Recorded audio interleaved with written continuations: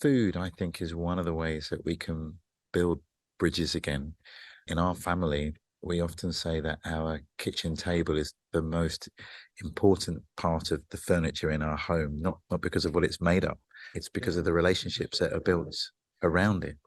How have you seen food change people, and how has it become maybe a bridge for empathy and understanding? Yeah, as you mentioned, I've been writing cookbooks for the past kind of 8, almost 9 years, I think, really since the war in Ukraine started in 2014.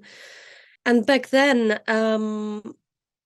I think maybe one of the reasons why I got my first book deal, to be honest with you, in a really weird and tragic way, but people didn't know much about Ukraine or Ukrainians.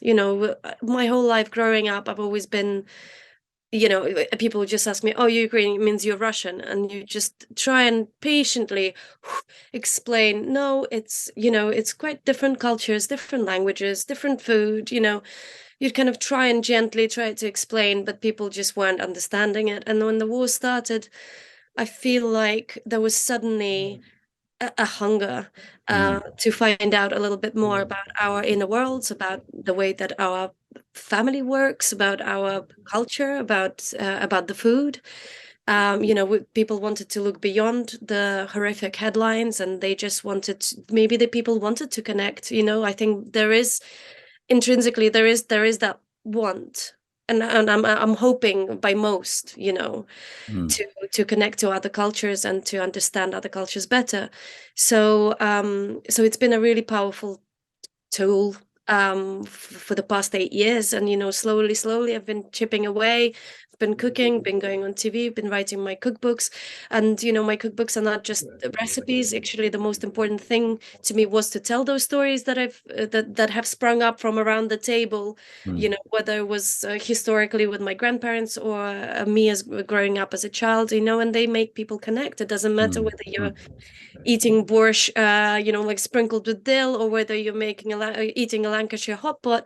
It's those stories and those feelings are very universal, and they help to build those bridges between cultures. And we keep working with that. So we've set up a Cook for Ukraine campaign when the big war started last February.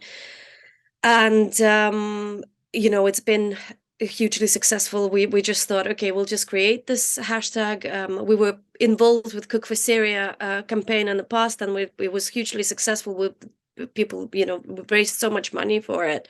And I just thought, okay, we'll just create this hashtag, and then people cook Ukrainian food, and they keep it in this social media realm, you know so it's in the news without being in a really negative way. And actually, it was hugely successful, and people didn't just cook Ukrainian food, they also donated.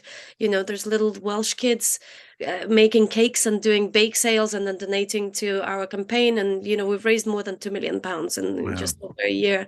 We received a grant from 50 best restaurants, a monetary grant, and me and my friend Elisa Timoshkina have just launched the Ukrainian Hub, where we offer free workshops for displaced Ukrainians. Because when you move, even if Mm, you are able to move to another country, whatever, you're bound to feel quite lonely. yes. So hopefully it's a place where people can learn, can do something with their hands, whether it's cookery or embroidery Mm, or floristry or whatever, and also meet each other, wow. and start creating communities outside of Ukraine as well. We've been hosting a couple of Ukrainian families, and food has definitely brought us together. I didn't think I would like borscht, but I've now come to really appreciate it.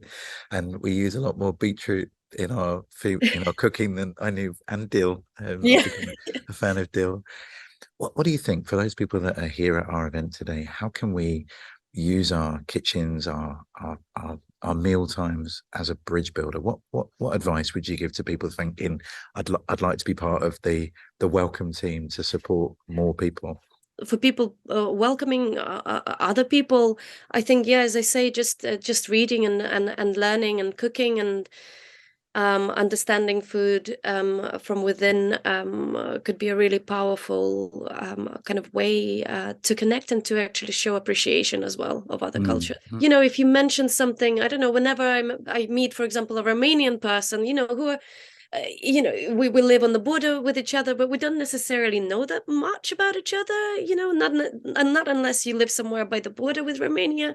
But because I have these two great grandmothers that used to cook these two particular dishes, I would always kind of just try and sneak that into the conversation, or say something like, oh, and virtuta or placinda or something like that. Just mention that word, and immediately, the Romanian that I'm speaking to will perk up their ears, and there's this connection, there's this, and it doesn't need to be a family connection to a dish. You can just Mm. be informed about it. So if you meet a Ukrainian or a person from Afghanistan or another country, and if you just mention a dish that they might know and love, I think it's yeah, it's very powerful, a powerful thing to do.